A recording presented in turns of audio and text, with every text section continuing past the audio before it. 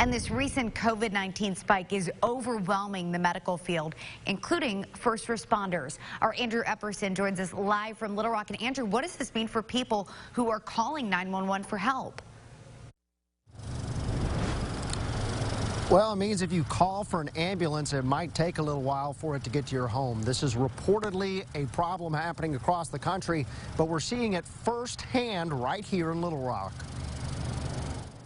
People keep talking about the new norm, and I don't even know what the new norm is anymore. It's just a very busy time. With positive cases on the rise, the number of first responders is trending in the opposite direction. These responders are showing up and knowing that even though they're down-staffed, they're giving everything to make sure that the citizens are getting the care that they deserve. MIMS Executive Director Greg Thompson says more calls are coming in than ever.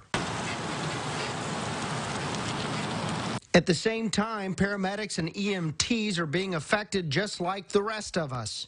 We're seeing it affect our workers more than we've seen it happen in the past. This has an impact on all Little Rock heroes. Firefighters usually stay only a few minutes before medics arrive. Now they're waiting longer. We basically get there, stabilize them, and we're having to maintain that longer. So there is added stress. Little Rock Fire Captain Jason Weaver says the system's stretched thin enough that some medical emergency victims are taking their own cars to the hospital,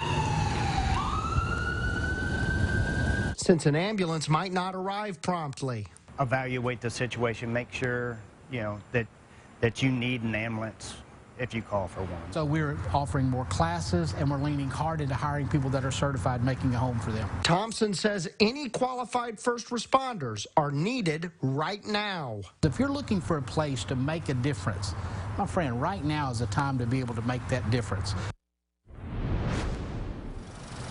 Now, Thompson wants to reiterate this is not just a MIMS problem. This new variant is pushing the entire healthcare community here in Little Rock to the brink.